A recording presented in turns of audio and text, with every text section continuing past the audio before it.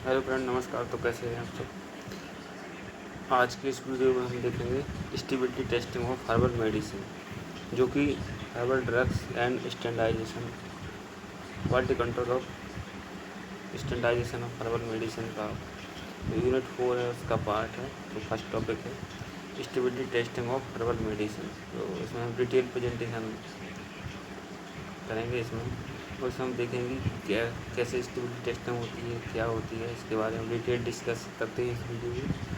तो बने रहिए हमारे साथ।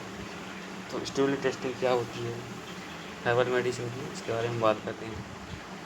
ठीक। तो herbal medicine are product made from plant material. तो जो हर्बल मेडिसिन होते हैं, ठीक, उनके जो प्रोडक्ट होते हैं वो किससे हमें मिलते हैं, वो प्लांट से ही डायरेक्टली प्राप्त होते हैं। क्या करते हैं, किसी भी थेराप्यूटिक यूज के लिए हम प्रॉपर उसका यूज करते हैं। Stability testing ensure the product. Stability testing हमें इंश्योर करती है कि जो हमारा प्रोडक्ट है वो मेंटेन्स रहे, उसकी क्वालिटी, सेफ्टी, इफिकेसी। ठीक। स्टेबिलिटी टेस्टिंग से हमें पता कर लेते हैं कि हमारे प्रोडक्ट की जो क्वालिटी है वो प्रॉपर मेंटेन है, सेफ्टी है उसमें कि नहीं है, एफिकेसी है या नहीं, तो इसके बारे में हम पता कर लेते हैं। इसके बाद नेक्स्ट आता है अपना ऑब्जेक्टिव। तो स्टेबिलिटी टेस्टिंग के क्या ऑब्जेक्टिव हैं। तो ऑब्जेक्टिव में पहला आता है determination the shelf life of the product. तो स्टेबिलिटी टेस्टिंग में हम ये डिटरमाइन कर लेते हैं कि हमारा जो प्रोडक्ट है, हर्बल मेडिसिन है, उसकी शेल्फ लाइफ क्या है, कितने टाइम तक वो स्टेबल रह सकता है। उसकी शेल्फ लाइफ डिटर्मिनेशन हम स्टेबिलिटी टेस्टिंग से कर सकते हैं। इसके बाद सेकंड है अपना ensure physical, chemical, microbiological and therapeutic stability. इससे हम जो फिजिकल, केमिकल, माइक्रोबायोलॉजिकल और थेराप्यूटिकल स्टेबिलिटी होती है। फिजिकल का मतलब फिजिकली वो कितना स्टेबल है, फिजिकल कंडीशन उसकी क्या होना चाहिए जिससे वो स्टेबल रहे। केमिकली वो कितना स्टेबल है, माइक्रोबायोलॉजिकली और थेराप्यूटिकली कितना स्टेबल है, उसका भी हमें इससे पता लग जाता है स्टेबिलिटी टेस्टिंग से। इसके बाद होता है स्टेब्लिश रिकमेंडेड स्टोरेज कंडीशन। इससे हमें स्टेबिलिटी टेस्टिंग से हमें पता चल जाता है कि हमारा जो प्रोडक्ट है उसको किस प्रकार का स्टोरेज कंडीशन हमें चाहिए होगा, जिससे कि जो हमारा प्रोडक्ट है वो इतने टाइम तक स्टेबल रहता है। इससे हमें ये चीज़ पता चल जाती है। इसके बाद फैक्टर्स अफेक्टिंग स्टेबिलिटी। ऐसे कौन कौन से फैक्टर हैं जो स्टेबिलिटी को अफेक्ट करते हैं।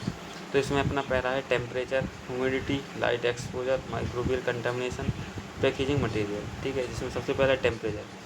टेम्परेचर का सीधा मतलब है कि देखो, आपने देखा होगा कोई भी प्रोडक्ट होता है, उसके पीछे लिखा रहता है स्टोरेज कंडीशन, कितने टेम्परेचर पर उसको रखना है, कूलर में रखना है, फ्रिज में रखना है। ठीक, उस हिसाब से स्टोरेज कंडीशन का टेम्परेचर भी डिसाइड होता है स्टेबिलिटी टेस्टिंग से। ह्यूमिडिटी, ह्यूमिडिटी का भी हमें पता चल रहा है कितनी ह्यूमिडिटी में हमें रखना है। ठीक, ह्यूमिडिटी होती क्या है, ह्यूमिडिटी जो होती है वो हमारे एयर में कितना अमाउंट ऑफ मॉइस्चर या वाटर प्रेजेंट है, उसको हम ह्यूमिडिटी कहते हैं। ठीक, जैसे आपने देखा होगा बरसात के सीज़न में ह्यूमिडिटी ज़्यादा होती है, तो कोई भी जैसे हाइग्रोस्कोपिक मटेरियल है वो थोड़ा जल्दी मॉइस्चर को ऑब्जर्व कर लेता है। इस प्रकार से ह्यूमिडिटी से हमें स्टेबिलिटी को डिसाइड कर सकते हैं। इसके बाद लाइट एक्सपोजर। आपने देखा होगा जो सिरप आते हैं वो एम्बर्ड कलर की बोतल में होते हैं, तो वो क्या होते हैं, फोटोलिसिस जो रिएक्शन होती है वो उसमें होती है, इसकी वजह से वो डिग्रेडेड होने के चांसेस होते हैं, जिसके कारण जो लाइट का एक्सपोजर है वो भी स्टेबिलिटी को इफेक्ट कर सकता है। इसके बाद माइक्रोबियल कंटामिनेशन। माइक्रोबियल कंटामिनेशन कैसे होता है, कोई भी माइक्रोब से वो उसके अंदर यदि एंटर कर गया, मतलब आपने कोई भी मतलब सिरप है उसका आपने ढक्कन खोल दिया, इसके बाद उसमें माइक्रोब एंटर कर गया, तो वो कितने टाइम तक उसको उसमें ग्रो हो पाएगा, उसकी भी स्टडी हमें स्टेबिलिटी से पता चल जाता है। इसके बाद नेक्स्ट आता है अपना पैकेजिंग मटेरियल। आपने पैकिंग है, कौन सा मटेरियल उसमें यूज़ किया है, उसको भी हमारे प्रोडक्ट की स्टेबिलिटी को इफेक्ट कर सकता है। ठीक, करता है कि उसके फैक्टर अफेक्टिंग हो गए। इसके बाद है टाइप्स ऑफ स्टेबिलिटी स्टडीज़। हम कौन कौन सी ऐसी स्टेबिलिटी स्टडीज़ हैं जो कि हम करते हैं हर्बल मेडिसिन के लिए। तो पहला है रियल टाइम स्टेबिलिटी टेस्टिंग। इसमें हम क्या करते हैं, स्टोर्ड अंडर रिकमेंडेड कंडीशन।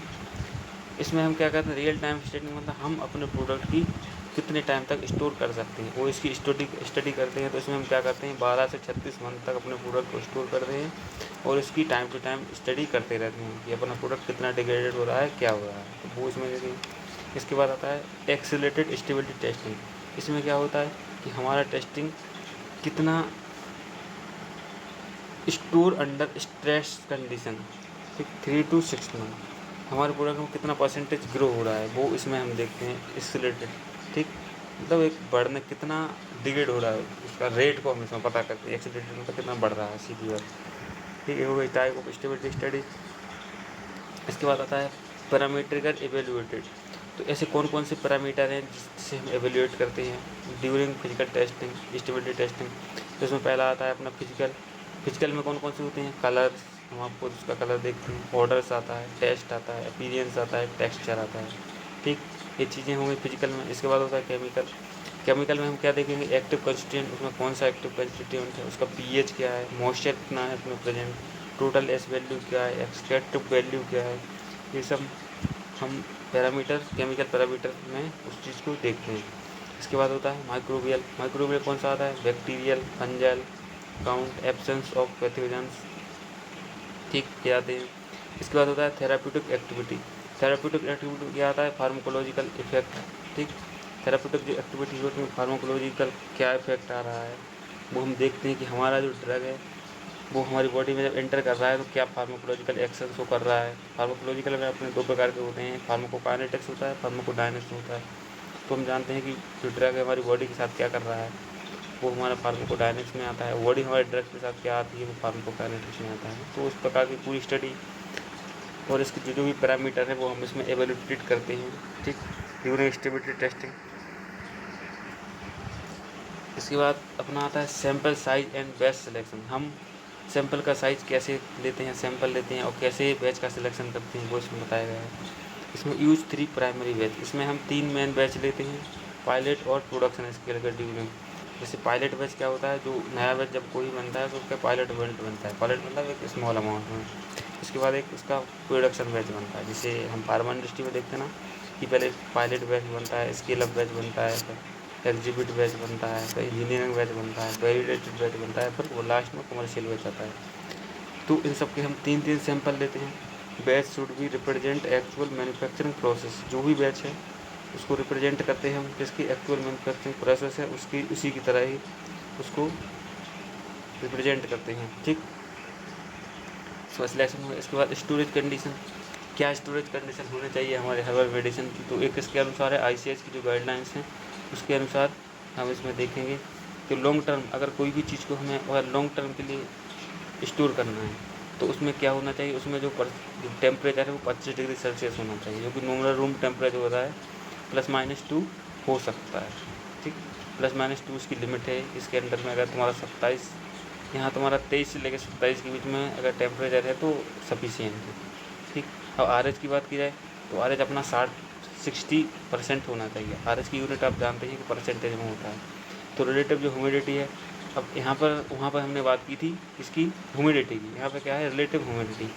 तो रिलेटिव ह्यूमिडिटी क्या होती है, रिलेटिव ह्यूमिडिटी का मतलब ये होता है कि जो हमारा वेपर है वो अपनी एयर है उसकी ड्रॉपलेट्स में कितना प्रेजेंट है एक स्पेसिफिक टेम्परेचर पर। RH में यही डिफरेंस है, इसमें स्पेसिफिक टेम्परेचर आ जाता है। तो कितना होना चाहिए अमाउंट, 60% होना चाहिए, +-5 चलेगा, यानी कि 55 से 65 तक इसकी लिमिट है, ठीक। इसके बाद एक्सीलेटेड में अगर कोई अपन एक्सीलेटेड टेस्टिंग कर रहे हैं तो उसमें हमारा 40 डिग्री से टेम्परेचर होना चाहिए, +-2 है इसकी लिमिट है। इसके बाद RH अपना 75% होना चाहिए, +-5 इसकी RH की लिमिट है, रिलेटिव ह्यूमिडिटी की लिमिट है, ठीक है।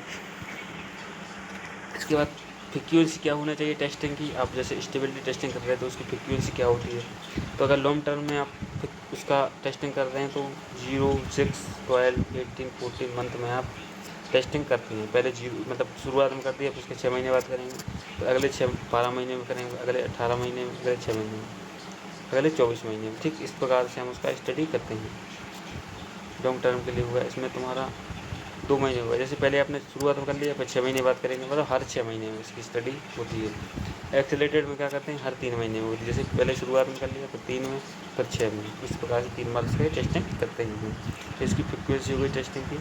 इसके बाद आता है पैकेजिंग कंसिडरेशन। पैकेजिंग का क्या कंसिडरेशन होना चाहिए, select the packaging that protect from light.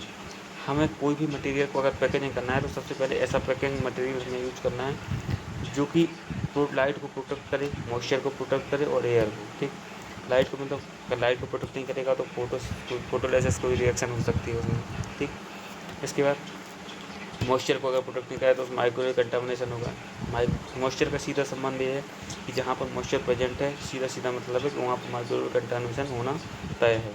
उसके बाद एयर है, अगर एयर उसके अंदर एयर का ट्रांसपोर्टेशन हो रहा है तो उसका सीधा मतलब उसमें ऑक्सीडेशन होगा, वो अपना प्रोडक्ट को डिग्रेड होने के पूरे चांसेस हैं। उसके बाद evaluated interaction between product and container, तो जो भी अपना प्रोडक्ट है और कंटेनर है उसके बीच कोई रिएक्शन तो नहीं हो रही है, कोई इंटरेक्शन तो नहीं है, उस चीज़ को हमें स्टडी करना पड़ेगा। अब मान लो कोई भी सिरप है, हर्बल सिरप, उसको आपने बना दिया, अगर वो उस प्रोडक्ट के साथ रिएक्ट कर रहा है तो फिर उसमें क्या है, कंटामिनेशन होने के चांसेस हैं। इसलिए उसको पहले अपन को एवेल्यूएट करना पड़ेगा कि जो भी हमारा कंटेनर है वो प्रोडक्ट के साथ किसी प्रकार का कोई रिएक्शन कॉज ना करे, ठीक। इसके बाद डॉक्यूमेंटेशन के, अब मान लो स्टेबिलिटी टेस्ट कर रहे हैं तो कौन कौन से डॉक्यूमेंटेशन हमें मेंटेन रखने पड़ेंगे। प्रिपेयर डिटेल्ड प्रोटोकॉल, जो भी प्रोसेस हम कर रहे हैं उसके लिए हमें एक प्रॉपर प्रोटोकॉल बनानी पड़ेगी, प्रॉपर गाइडलाइंस को फॉलो करना पड़ेगा, ठीक। तो उसका हमें डॉक्यूमेंटेशन रखना पड़ेगा कि हमने इस गाइडलाइंस को फॉलो किया, इसको हमने यूज़ किया, ठीक। इसके बाद रिकॉर्ड ऑल ऑब्जर्व डाटा, जो भी डाटा हमें मिला है उसका एक प्रॉपर रिकॉर्ड होना चाहिए हमारे पास, डॉक्यूमेंटेड होना चाहिए वो रिकॉर्ड, ठीक। इसके बाद प्रिपेयर फाइनल स्टेबिलिटी रिपोर्ट, जो भी हमारे स्टेबिलिटी हुई है इसके बाद जो फाइनल रिपोर्ट मिली है वो हमारे पास होना चाहिए। इसके बाद जो भी रिकमेंडेशन है वो हमारे पास अवेलेबल होना चाहिए हमेशा, ठीक। ये डॉक्यूमेंटेशन हो गया। Challenge in herbal stability testing, कौन कौन से ऐसे चैलेंजेस हैं जो ड्यूरिंग हर्बल इसकी स्टेबिलिटी टेस्टिंग हमारे आते हैं। तो इसमें पहला है वेरिएबिलिटी इन रॉ मटेरियल, जो रॉ मटेरियल है उसकी वेरिएबिलिटी आती है, ठीक, वेरिएबल होता है। इसके बाद लैक ऑफ स्टैंडर्डाइज मार्कर, हमारे पास जो स्टैंडर्ड्स मार्कर होते हैं, स्टैंडर्ड मार्कर मतलब स्टैंडर्ड्स, हर्बल के जो स्टैंडर्ड्स होते हैं उसकी कम है। कॉम्प्लेक्स मिक्सचर ऑफ एक्टिव कर सकते हैं, जो मिक्सचर है वो थोड़ा कॉम्प्लेक्स होता है एक्टिव इंग्रेडिएंट को, ठीक। इस प्रकार से इसके चैलेंजेस हैं। अब क्या कंक्लूजन है, कंक्लूजन का सीधा है stability testing is essential for regulatory approval. Stability testing होती है वो एसेंशियल है, वो किसके लिए, किसी भी रेगुलेटरी अप्रूवल लेने के लिए। इससे क्या होता है, अगर आपने स्टेबिलिटी टेस्टिंग की है तो कस्टमर को कॉन्फिडेंस मिलता है, ठीक। Ensure herbal medicine are safe effective and consistent quality, अगर आपने स्टेबिलिटी टेस्टिंग की है तो उससे जो हमारा हर्बल मेडिसिन है वो प्रॉपर सेफ रहेगा, इफेक्टिव रहेगा एंड कंसिस्टेंट, उसकी क्वालिटी जो भी है वो कंसिस्टेंट अपनी मेंटेन रहेगी, ठीक। इस प्रकार से हमने देखा इसमें स्टेबिलिटी टेस्टिंग के बारे में। अब जो नेक्स्ट वीडियो आएगा वो एक नेक्स्ट टॉपिक पर बात करेंगे इसके बारे में, तो बने रहिए हमारे साथ। तो हमारे चैनल को लाइक कीजिए और मिलते हैं एक नए वीडियो के साथ, ठीक।